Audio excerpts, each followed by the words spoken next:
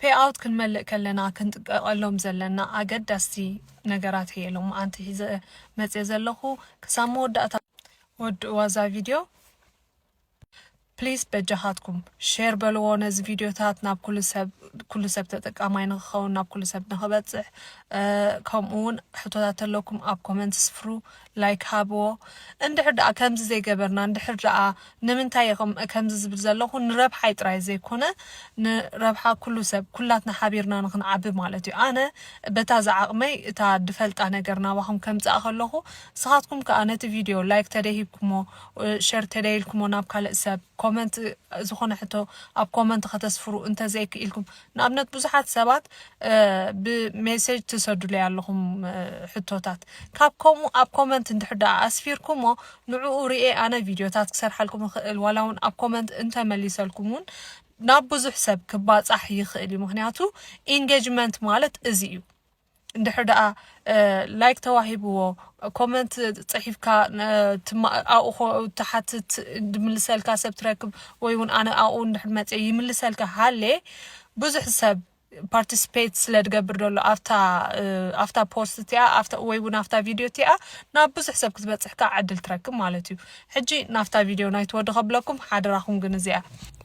ኣብዚ ከምዚ ትርእይዎ ዘለኹም ድሕሪ ፔይ ኣውት ምምልኡ እዚ መጺዎ እዚ እንታይ ዩቴልና ነቲ ኣካውንት ሴፍቲ ንኽህልዎ ድሰዱልካ ብሚታ $45.99 ንብል ኣሎ ብዚ ክንድኡ ከይፊልካ ንወርሕስኒ ሴፍቲ ናይቲ ኣካውንትካ ትሕልዎ ወይ እውን ካብ ዝኾነ ካብ ስካም ድዩ ካብ ሃከርስ ገለስ ትሕልዎ ማለት እዩ ከምኡ እውን ሕጂ እዚ ሕማቕ ነገር ኣይኮነን ግን በኣፍልጦ ክኸውን ኣለዎ ከምዚ ዝሓውና ከይፈለጠ ሳብስክራይብ ገይርዎ ዳሕራይ ናባይ ዝሰደደለይ እንድሕር ደኣ ከይፈለጥና ሳብስክራይብ ጌርና ወርሒ ክወስዱልና ፀንሑሞ ምናልባት ክንሕገዝ ዝሓሰብናዮ ዘይተደለየ ወፃኢታት ከነውፅእ ከንጥንሕ ተጠንቂቕና ንብቦ ወይ እውን ተረዲእና ሳብስክራይብ ምግባሩ ጽቡቕ እዩ ብድሕሪኡ ካልአይቲ ከዓኒ ኣድፋንድስ ትብላላ ድሕሪ ፔይ ኣውት ምምላእና ትመፀና ዓይነት ኦፕሽን እሳ ከዓ ተጠንቂቕና ክንሪኣ ክንክእል ኣለና ብዙሕ ሰብ ተደናገሮ ስለ ዘላ እየ ዝዛረብ ዘለኹ ሕጂ ኸሪአኩም እየ መጀመርያ ፌስቡክና ንኸፍቶ ብድሕሪኡ እተን 3 ዳሽ ምስ ከፈትናየን ከዓ ንታሕቲ ኣብ ሴቲንግ ንኣቱ ሴቲንግ ኤንድ ፕራይቨሲ ጠዊቕና ሴቲንግ ንድቡ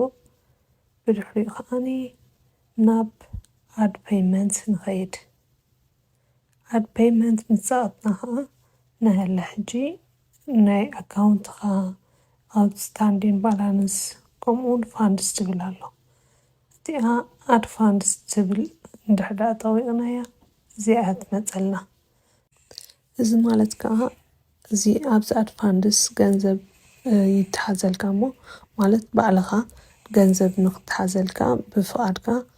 ኣድ ትገብር እሞኒ ብድሕሪ ገንዘብ መሓዞም ዝኾነ ፕሮሞሽን ክትገብሮ ምስ ትደሊ ፔጅካ ድዩ ፐርሰናል ኣካውንትካ ድዩ ወይ እውን ኣብ ፌስቡክ ዝኾነ ምንቅስቓስ ማስ ዝኾነ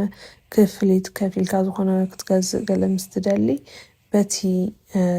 ድሃብካዮም ገንዘብ ኣብ ኣድ ፋንድስ ተሓዘልካ ብኡ ትጥቀም ማለት እዩ እዚ ግን ንዓና የድልየና ዶ ኣየድልየናን ንመብዛሕትና ኣየድልየናን እዩ ብደይ ኣፍልጦ ኢና እንፀቕጦም ሞኒ ተጠንቀቑ እዚኣ ኣይትጥቀጥዋ ወርሒ ገንዘብኩም ከይወስዱልኩም ክልትኤን ከይተረዳእኩም ክፍሊት ክትከፍሉ ከይትፀንሑ ማለት እዩ ብተወሳኺ እዚ ናብ ኩሉ ክበፅሕ ሼር በልዎ ላይክ ሃብዎ ሕቶታት ኣለኩም ከዓ ኣብ ኮመንት ስፍሩ ኣብ ድመፅእ ብኸመይ ካንስል ንገብሮ እቲ ከይፈለጥና ሓንሳብ ሳብስክራይብ ገበርናዮ ወይ እውን ካልእ ክፍሊታት ክውሰደና ዝፀንሐ ከመይ ጌርና ካንስል ንገብሮ ክንርኢ ኢና ክሳብ ሽዑኡ ሰላም ንኣኹም